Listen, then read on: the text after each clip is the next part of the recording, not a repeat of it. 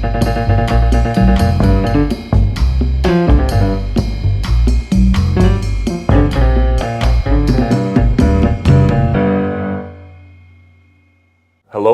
I'm Konstantin Federitz. We're speaking of craft, and today we are in Copenhagen, Denmark, and we're visiting a wonderful company, Copenhagen's Møbelsnedkeri, with a co-founder, Kim Dolva. Thank you for having us, and thank you for acknowledging that I pronounced it well. We talked about this a lot of times because it's kind of hard to sell furniture in the world with that name. But we figured out, if you find the name, then you must be willing to buy a piece of furniture because it's so hard to pronounce, and you can't even spell it because the letters don't exist in English as well. And your furniture is beautiful. What I've seen here is incredible. Your workshop, your design studio, the surrounding area, it's just wonderful. How did you come to that? Actually, it's 20 years since we started this now, which came as a shock to me the other day because we were talking about it, that we had a piece of furniture that we needed to go and do some refinish on. And then they showed me the invoice, and it was 20 years old. I'm like, oh my God, it's like a vintage. So just to give it, the way we started was that me and my founding partner, Soren, we went to the cabinet maker school together. Mm-hmm. Before that, I worked for quite some years as a luthier making guitars. Mm-hmm. And then I decided to become a cabinet maker, and then I met Soren, and we clicked immediately on school, and we decided to do sort of all the projects that we were required to do in school together. So we were very focused, and I think the other students thought we were a little bit annoying because we were like doing, I don't know, four times as many things as the other students because we were like so eager. But I think we were very determined, and we knew from the beginning that we had a thing, me and Soren, and we also knew that, or at least I knew that I wanted to start something on my own. Mm-hmm. Soren was from the southern part called Jutland in Denmark, where they're a little bit more reserved.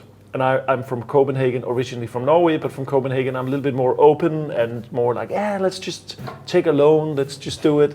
And he was a little bit, let's talk about it. But we ended up going to 4 different banks, trying to get a loan. Mm-hmm. At the time, the loan was probably equivalent to $80,000. That was what it took us to get the machines we needed and to start up. And then we were like looking at different places in Copenhagen where to set up. And then we found this place, which I actually knew because I've been playing music for as long as I remember. And this area here is called Rock Island. So it's like also a community of music studios. And then we saw that there was something available, but it was these guys that made motorcycles for Hells Angels. Mm-hmm. So the good thing about it, the workshop they had enough power, because they, sometimes you can go to a place and the machines that we use. Yes, the machines won't work. Exactly, yes. But that was not an issue. I mean, we could, I think we could power all of Copenhagen. I don't know what these guys did, but there was so much power. So we ended up taking that facility, and after, as I said, going to 4 different banks, and they all said no. The 5th one said yes, and then we got the loan to start up. But at the same time as we were going to our final exam, we got our first job. So this was just to get it in context. We were at the exam, doing our final exam as a cabinet maker, and then we had to quote for a job that would be renovating a ship. Some guys bought a boat and they wanted to do interior like furniture more like an apartment style, but like very high-end, antique, etc. But we didn't have a workshop, nor did we have any idea about how quoting for this, but we had to, because we thought, okay, then we were in business. So we ended up, I remember somewhere over a beer, quoting for this thing that ended up taking at least 1 year of our time. And of course it was not profitable, but we had, we got started. And then slowly we were only 2 guys, and I actually, which is kind of funny, is people don't really believe me when I say this, but the first year when we had, even though it was the job was not as well paid, that's actually the year we made the most money. Okay. And now how did you manage that? Now we're like, I don't know, 17 people, and we have so much to do, and the prices are super high. But that's just to sort of, what are we dealing with? Because I guess the same thing, that sometimes quoting these extremely fine furniture, custom made, and sometimes the first time you make it is extremely hard. Yes. And even though you think this is too high, it's too much a price, you end up not making money. The contrary, actually, a lot of the times. So, but anyway, we started up, and then we started working for other designers and architects. That was the boat projects was through a designer we knew. So we started making different smaller furniture and kitchens. And then after a few years, we decided that, this is a known fact, but a lot of the architects who comes with projects have, nice renderings, or at the time just nice drawings, but a lot of them didn't really know how to build things. Yes. So that became a job for us, and I felt that I ended up redesigning a lot of these things, because the things that they gave us was like, it was just not gonna be able to build anything from that. So after a few years, we decided, why don't we start to design our own things? And then we made a table, which is we called it the Copenhagen table, and which is still in our catalog, and we can still we still make it. And then we had to get more people, so we hired 2 apprentices, and then slowly it became bigger and bigger, so that's the beginning of the company. And then what we did, which I think was, I don't know if it's normal, but that's it. What we thought was very, very necessary was how to present ourselves. So every time we made a project, a kitchen or a larger project or a wardrobe or whatever, we found some of the best photographers that we knew. That's very important. Yes. And then so at the time it was a bit different than it is now, but at the time we had them taking photographs of the things that we did, and then we used it ourselves on our website and later on social media. But we also send it to various magazines. So they would actually get, they didn't have to pay for the photos because we already made them. But today it's a bit different because they own the photos and we're not allowed. I'm not going to go into that. But I think that made the awareness of what we did, that we came out a lot of different places in the world. So we had, very early on, we had projects in New York, in Switzerland, in Italy, small islands around. So I think the word came out, and then that was one thing that we spent a lot of time doing, and then we also knew that what you do in this field, you call it field, yes, is very word of mouth based. Yes, it is. So I spent a lot of time on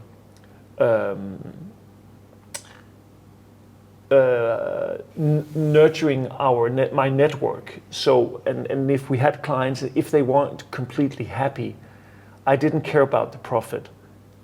The most important thing was that they were happy with what they got. of course, that was also about our own pride and what we took pride in. But a lot of the times, it wasn't actually fair. But we were more interested in building up a good resume. So I think that carried us to where we are now. And then very early on, we also knew that, since we spent so much time doing this, the surroundings needs to be right and nice. So we spent all the money on creating this. Every time we had some, money, we buy a little thing that makes it a nicer work area. So the workshop and the showroom and the design studio.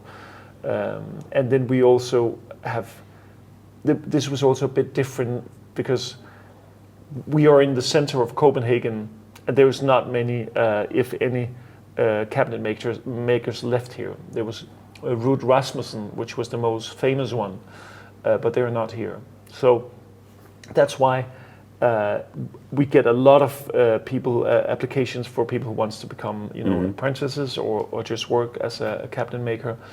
So we could select, and then you would assume we would select the best ones. But that we didn't necessarily pick the best ones. We picked the people that socially worked with us because we are spending so much time. And then we could sort of teach them what they knew. And also a lot of the times when you get people from scratch, it's easier than you have someone who knows how everything is done.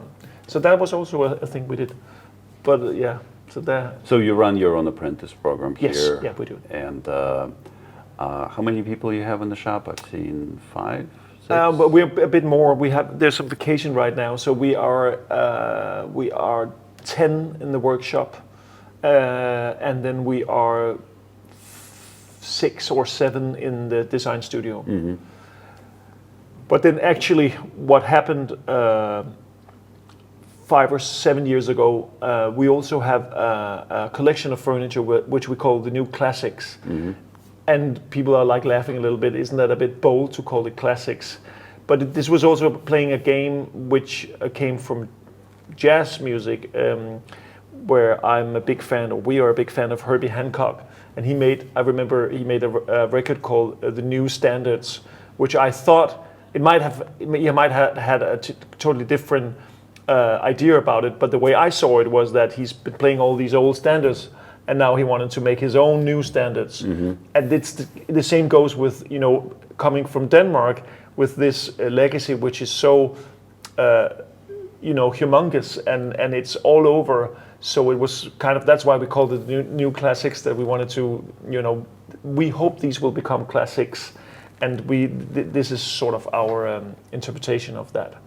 And I wanted to touch on the actual design legacy, and the great chairs, furniture that came out of Denmark.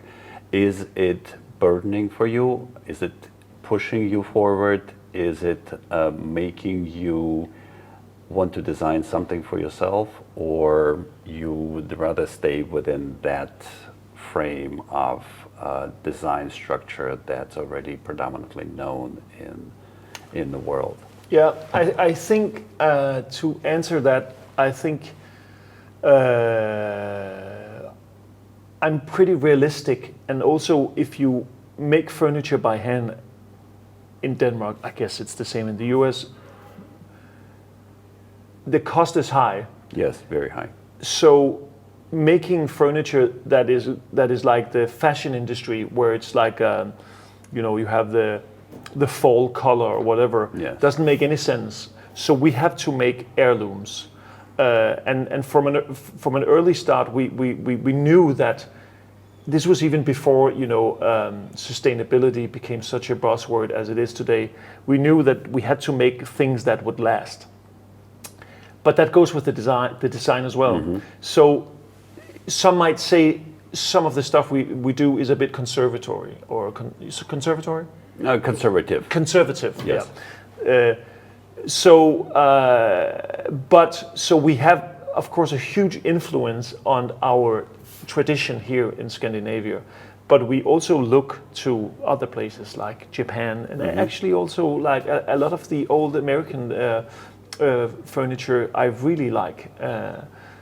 the Brazilian, the 50s, the Brazilian. Oh, 50s of Brazilian is incredible.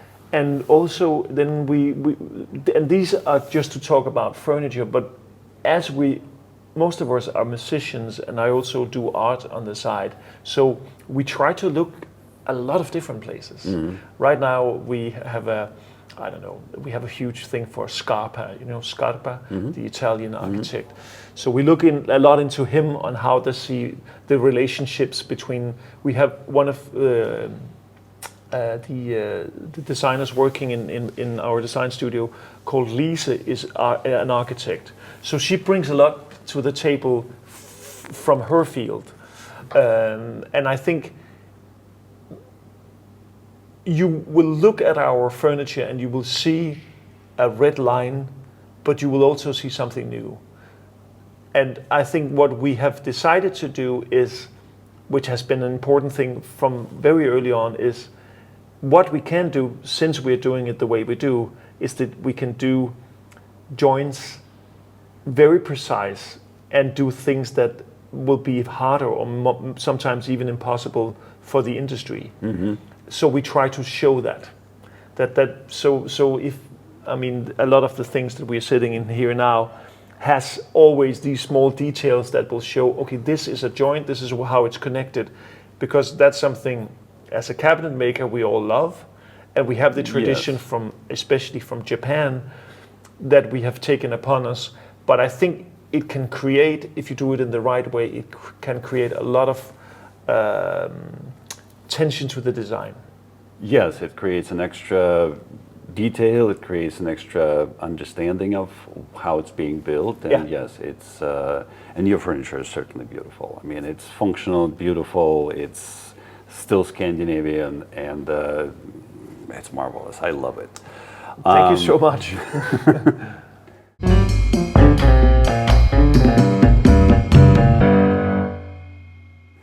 So you covered already how you started your own business. How difficult you think it starts right now comparing? Because 20 years, a lot of things changing in 20 years. So how difficult you think it's to start right now? If you would start right now, would you start? I think about it all the time. I always think, that what we have here now is, we joke about it, that someday it's like, the fairy, what was it called? The fairy tale island from Peter Pan, that someday someone will come and say, can you please give the key back? It's over now, So I think about it a lot of the times, also because it's so hard financially to make an operation like this work. Yes. That what if it closes, what would we do? And then, of course, as I said when we met each other in the yard, that we try to be as open sourced as possible. So when I have people here that becomes apprentices, a lot of them starts their own business. Yes, that's the nature of the business. Anywhere you look, Yeah. It doesn't matter what the country is. It's nature that people try to go on their own and try to do it. But that can be hard on you if you see that they take some of your ideas or designs. Then it can be a bit tough. But I'm totally over that. Now I'm more like that. That means that we need to move. We need to. If people copy us too much, it's time for us to move on, to make something new, to explore new things. So in the beginning, I will admit I was very emotionally about it, and I often got offended. I even called some of my old, apprentices like, what are you thinking about? But now I'm more like, okay, whatever. There's so much work out there, so go ahead, do it, and then we can alter what we do or try to search new areas. So it also gives the competition, a thing. But to answer your question, how would it be to start now? I think what has shifted a lot is the introduction of the CNC machines, because I don't know any workshop now that doesn't have one. Oh, if you don't have it, you're fall behind. Exactly, but that has been our biggest, because we really tried to fight against it. Because I knew, like with phones, whatever, you get hooked on it. At some point, people can't do anything anymore because the machine, I mean, I have kids, and my youngest who is 15.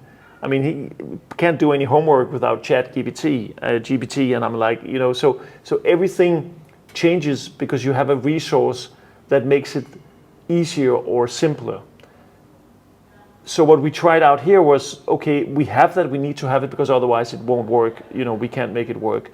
But we still need to do some things by hand, even though it financially is not sustainable. But it keeps us on our toes, and it also is the reason why we chose this line of work, is to work with our hands and to build stuff and to be creative. So we still try to do that. But I know of people that have started a business just with a CNC machine.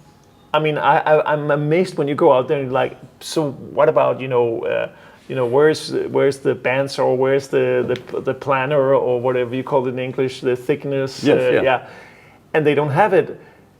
So I call them the YouTube guys. I know you guys have a YouTube, but there's a lot of people that don't have a degree but just learn everything from YouTube.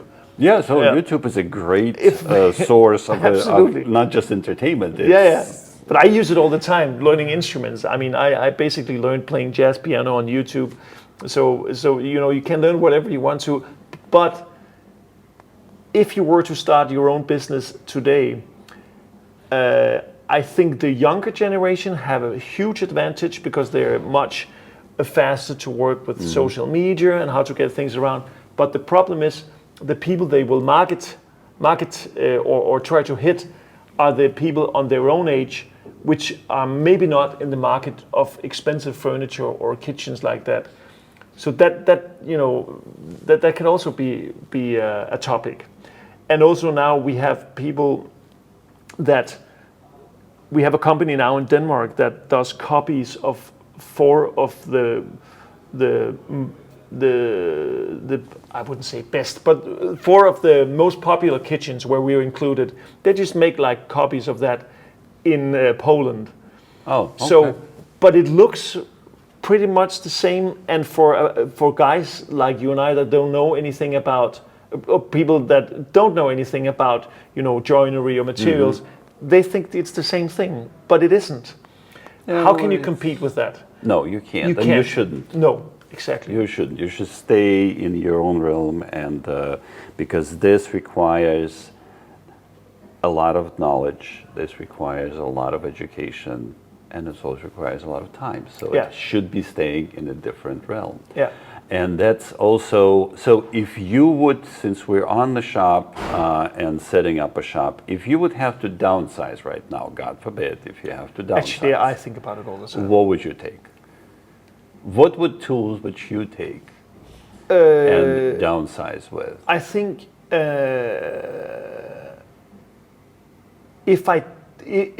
we have talked a lot about it because we were twice the size 7 years ago. Didn't work for us at all. We are not super good at running a bigger operation. But right now it works for me because the amount of people we are, that means that we have our everyday is like there's a lot of how do you say, like it's there's a camaraderie. Yeah, there's a camaraderie, but there's also like a good workflow, and you the days goes very fast. Yes. If I were to downsize, because we also talked about it, I think we would just be 4 people, the owners, and then we would probably have one CNC machine. Unfortunately, we're stuck on CNC machine. Yeah, no, but I think we would, because we have also started to work with these in a way now that makes sense. We are making things we were never able to do before, which I think is interesting.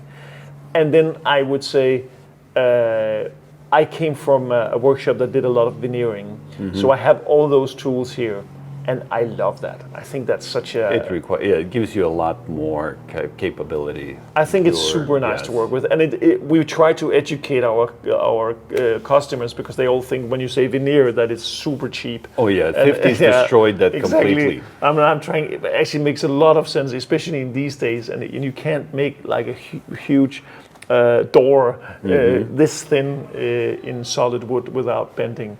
So, but I think. And then when we started, we had 2 machines that we knew we wanted, the German Martin ones, which is the planer and the thickness planer. Yes, that's a Rolls Royce. They still work like they were from yesterday. Yes. So that gives us a lot of joy. So I think those are super important for us. Yeah. But I came from making guitars, and the way we did it was this: we didn't have any CNC machines, so we had the English word for that, copy routers, where you had like a pinel in there, and then so we would make molds of everything, and then we were just sitting like this so we actually basically did what the CNC machine did, but just by hand. Yes. And then I'm thinking, but does it make me a greater cabinet maker sitting doing this by hand? Maybe not. So that's to find where does it make a lot of sense that you have your skills. It does it with the joints, with your chisels, with the saw. I think these things, I would go there. I forgot to ask you one thing is, where are you coming from? Your upbringing, where did you come from the people who worked in this industry, or is something else? My mother was an artist, so I saw, my whole childhood. She was painting. She was doing a lot of work with silver, and we went to Norway because my dad was Norwegian, and then she would carve out stones from the mountain and make jewelry, and so I've seen all of that. I wasn't especially interested in. Maybe it was, because what she was doing, but I wasn't super interested in that. But then, because I played so much music, I went to a place to have I played bass guitar, so there was a guy in Copenhagen who could adjust it and make, fretwork, etc. And I went there, and I was totally in love. It was like there was a day before and after. I was like, this is the most crazy thing I've seen in my life. At the time, I worked as a bike messenger, so I had this green tights and like a walkie-talkie, because I was driving, things around. And I came up there, and I remember I said to him, I need to have a job here. And he looked at me like, what are you talking about? So I kept coming there, and I said, can you take me in as an apprentice? And then he said, no, I'm not taking an apprentice. But after I came there, I think 10 times, he said, so what is your background? And I knew I had no background. So I lied, and I told him that my father was a violin maker. He played violin, but my father was not a craftsman at all. So then I got the job because of that. And then I remembered, because we became very good friends, and I worked my ass off to learn all of the things. But after a few years, one night we were like working for a show in the NAMM shows in the US to do an exhibition. And then I'm like, I need to be super frank with you. When I, applied for the job, I actually lied about my dad being a violin maker. And he looks at me, oh, I know. And I'm like, what do you mean? You had no idea what you were doing. So I don't know, and it's kind of hard. You shouldn't lie about things, but at the same way, I wouldn't have gotten the job. You wouldn't get it otherwise. But it's an old story, and it's still funny. But I think, my dad was. He had a job where he would go around the whole world to find places for people to go traveling, but places that, we went to Amazonas rainforest, living with the Indians. We went, weird places in Peru and etc. So since I was very small, I've seen cultures from all over the world, which have led me into this interest about, I'm very interested in what is out there. What are people making? Right now I have a huge thing about Africa. I really want to go there because I think it's super interesting what they're doing. So I think that could be a place for me to visit at some point. But so that's my background. Yeah.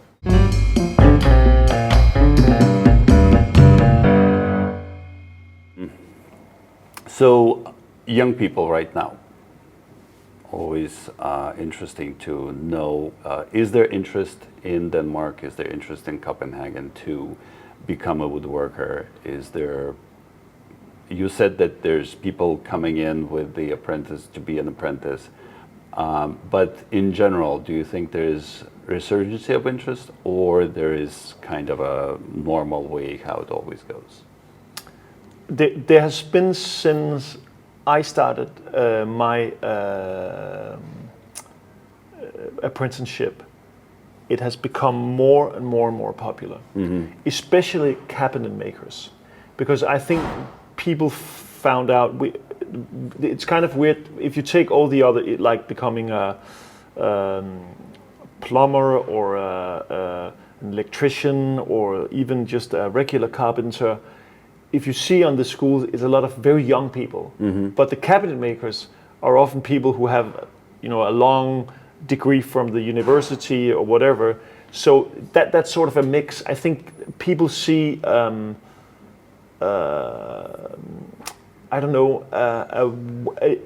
more a way of life also, and I think I see we get more and more people applying for apprenticeships here. And this is my own philosophy about it, but I think maybe in the future we will be divided. There will be the people who are full on AI and everything, and they're like hooked up in some sort of matrix world, and then there will be the people who will be more like to take the opposite, like more sort of like Amish, that are like totally away from this and are focused on doing things with their hand and trying not to be too much online. And I think people aspire, also younger people, aspire to this kind of work, building with their hands and doing a physical job, and they see the value of it. But at the same time, I must say, in the 20 years that we've had it, it changed a lot. We have people here now, young people, 18, 19 years old, that has been here for a few months, and then they will come and ask and see, what does it take to become a partner in this company? And you're like, what are you talking about? You just started, you have 3.5 years ahead of you, and then, but so, and I mean, my son is like that too. He's like, he thinks he can do anything, but he can't. And I think that is a change. And I also see from when I remember the 3.5 years I had where I was an apprentice, I think I had 1 day off when I was sick. Today, it's different. So things has also changed, and I know that the young people, they don't want to work like double shifts and as we did. They are more like they want to have a good life on the side, which I actually think is very cool, because I remember when I had young kids, when we started this, I worked too much.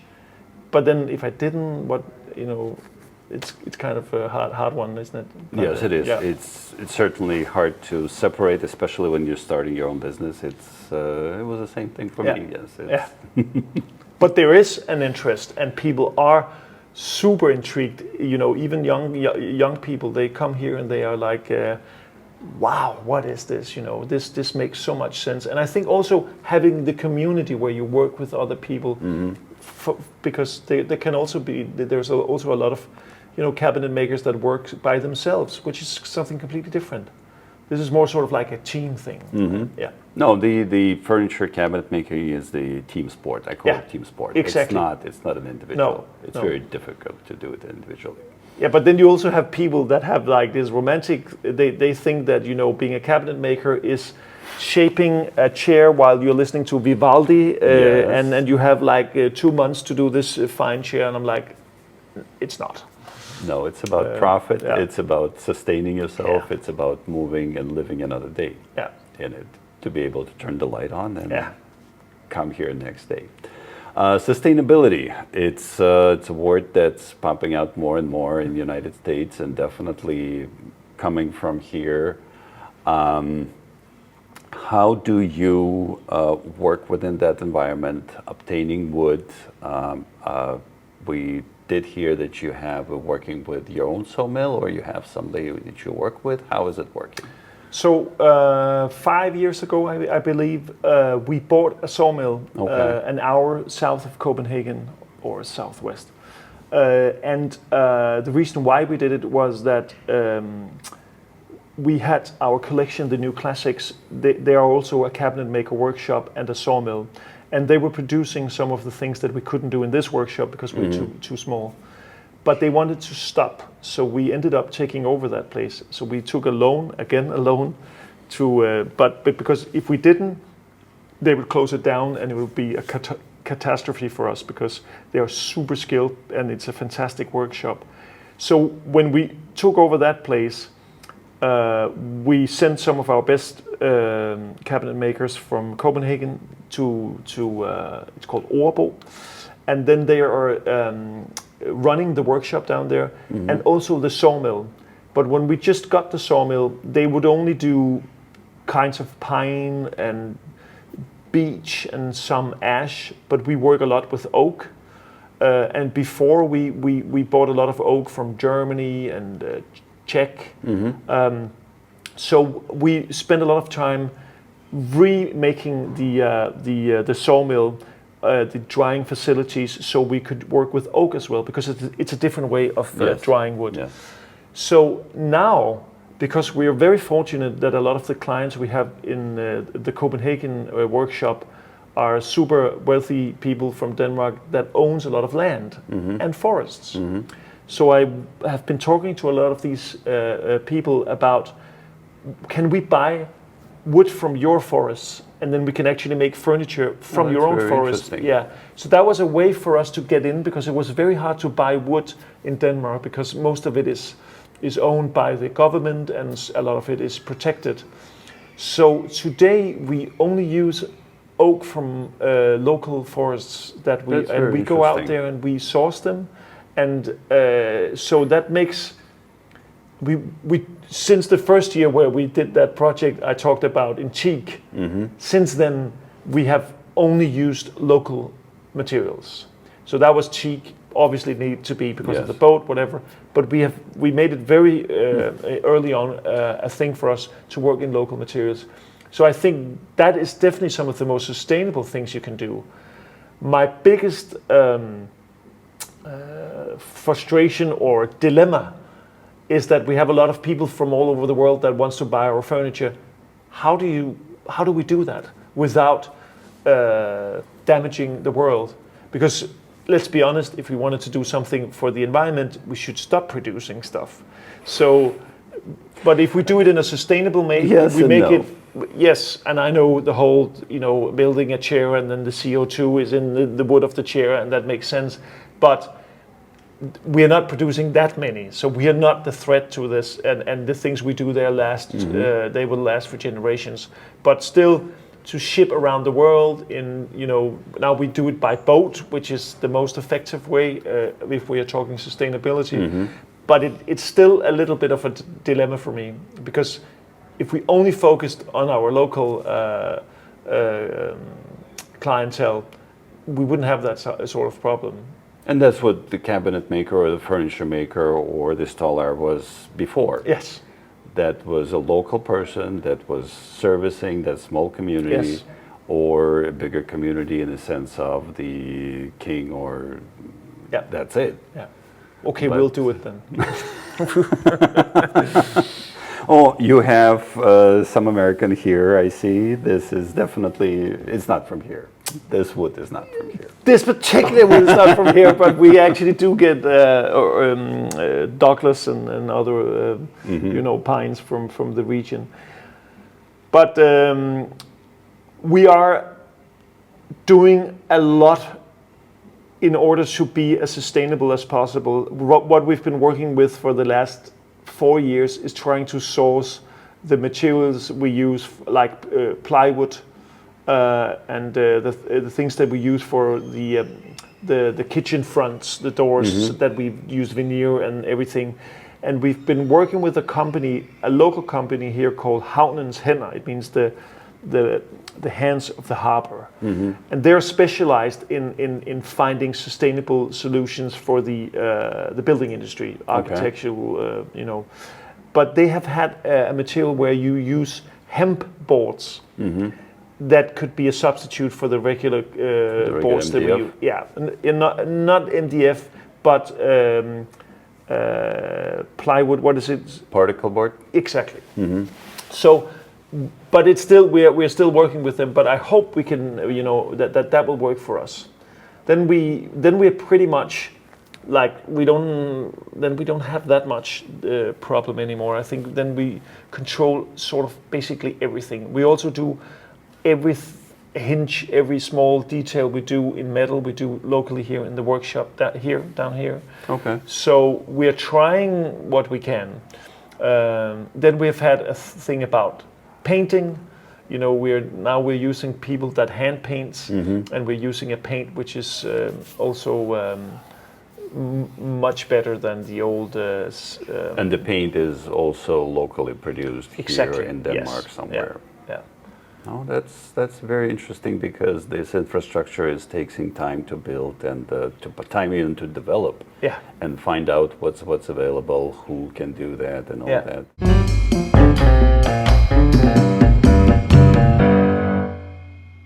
How do you promote your work? Besides working with people in the industry, do you go to not just Instagram, but do you do shows? Do you do woodworking shows? Is there such thing in Denmark? We haven't done much, to be honest with you, because we actually never paid for. We paid once. We paid for an article in a magazine, but that was because there was some friends. But we never paid for any sort of advertising. We have been exhibiting on the Salone Mobile, which is the Milan show for furniture every year, with wallpaper, the magazine wallpaper. They have an exhibition called Wallpaper Handmade, where we were chosen with an Italian fabric company called Dedar. So we designed a sofa and used their fabrics. So that we exhibited there, and it gave us a lot of exposure. I remember I did the Instagram myself, and we went like after these 3 or 4 days. And then now we have some good friends of ours are making the 3 days of design, which is the Danish pandang or version to the Salone, and that is growing bigger and bigger. And we exhibit there last year, and we made a more sort of like I wanted to become more sort of like where you go to an art show where it's a little bit more installation based. So we did that, which I thought was great, and I really liked it. And there was so many people who came there. We got so many people that really liked it, but we didn't do anything about it. I mean, we didn't contact people, writing down their names. I think we had 16,000 people that went through the show, and everyone was like, "Wow, it's the most amazing thing," and we didn't do anything about it. And then, of course, but then I thought about it, and I'm like, if I was, as we talked about before, like a new company, I would do everything I could. But now we are a little bit more established. And I don't necessarily think we need to do too much noise.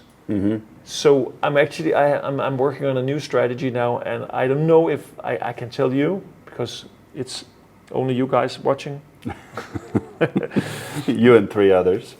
No, but my idea was that I have a personal what do you call it? Aviation? No, like a thing against social media and phones and being online connected. It's becoming more and more a thing that I'm trying to avoid. And right now I was thinking, what if we completely went offline? That means we had our website, But then every year we published a book, like a thick coffee table book, and then people can buy the book, and we can send it to some of the people that are in the book, and then interior architects and other architects can buy it. So that will be sort of the work we do every year. Then we can also choose a new photographer to work with, so the books, they can evolve with us. And I thought that was, for me, that made a lot of sense. But then the people that works with the new classic collection are like, yeah, but then no one will know. No one will know how are we going to sell, lamps and mirrors and chairs if no one knows. Yeah, okay, I can see that. But I there's something in me that wants to do it.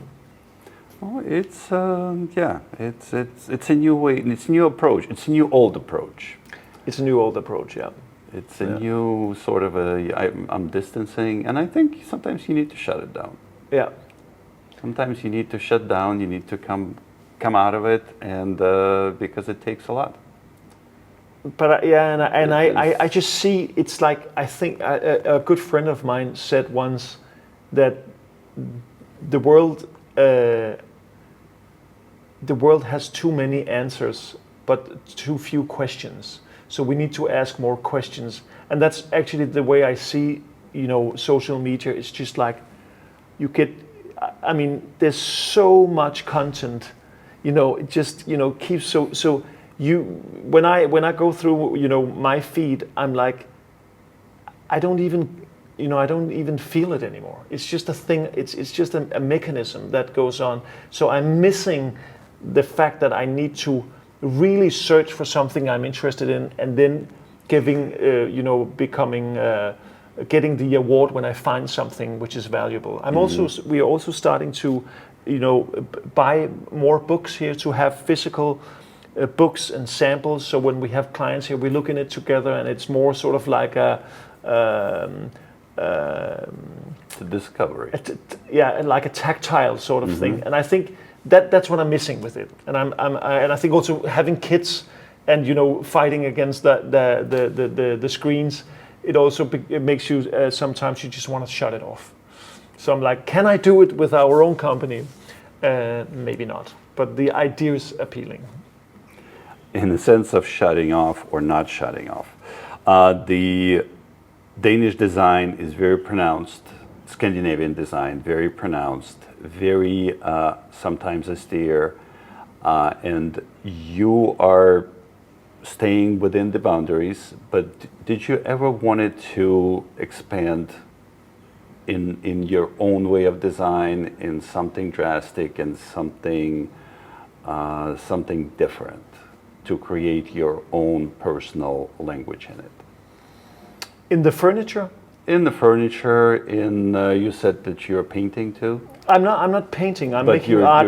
Some of the art. Stuff you see here, you can't see it on the camera, but these are some installation work I did with with the fish? But the rock in the sand, rock and the things on the wall. I did it with a fellow artist, try to explore, because you know how it is when we're making furniture, everything, form follows function. So everything, it needs to work. And that's why sometimes working with abstract things, like music or art, making sculpture work or installation work can be super interesting. So but that's my personal thing. I like to experiment it. We're so many creative people out here, and people have, different, I see sometimes at night, the apprentices, they are working with, some weird things, sewing with wood and doing crazy things I haven't seen before. So we all have this urge to create. But you're steering this ship. I'm trying to, but I'm also super open to everyone out here, and I'm trying to sort of have a direction so people know that the things, it's easily recognized, that I would say it like that. Even though we are making a lot of different things, you can see that it's from our hands. That's something I try to. But my problem is I'm super interested in a lot of things. and that's why sometimes, you know, I think there is a lot of areas where I could go berserk and go like super nerd and trying to figure out things, but maybe it wouldn't become something great. But then to create a community with people with so many different qualities as we have out here makes this work and makes this something. So that's, you know, my partner that I started with, Soren, he's solid as a rock. You know, he would be the guy who could dig a tunnel through the earth. You know, he's that kind of guy who's always at the workshop, always precise, super skilled, but he just wants to do that. He's not interested in sitting and doing computer work or whatever, anything else. And at some time, you know, when we were younger in the company, someone needed to do that, and I was the one that did it because, you know, but I'm slowly getting back more and more in the workshop because I had a long period where I didn't do anything. I made some prototypes once in a while, but I was just focused on the design studio. But you know, when you come home from a day in the workshop, then you're happy because you have produced something, and you know, you sleep good at night, and your head is not overloaded. You know, your brain. I can certainly relate to that.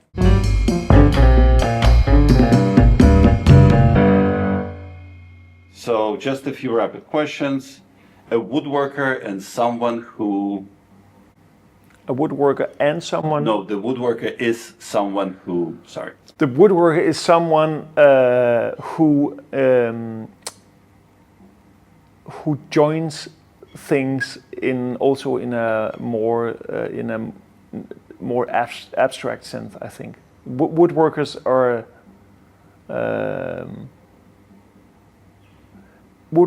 are necessary for things to work on a lot of different ways. And for me right now, what I have realized, it's not being a rapid answer as you want to, but is that I realized that the necessity is not only producing and building stuff, but having this kind of these kind of people that are doing things with their hands, and it's a vital thing for the society. If it wasn't there, if everything was made by machines, that wouldn't be a society I want to live in. So that's, yeah.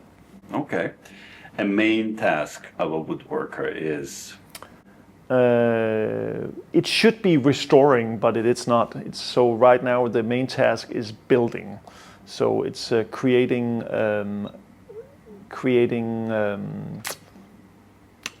new things. Yeah. Okay. And woodworkers should always be careful not cutting their fingers. we had definitely. We had one accident here.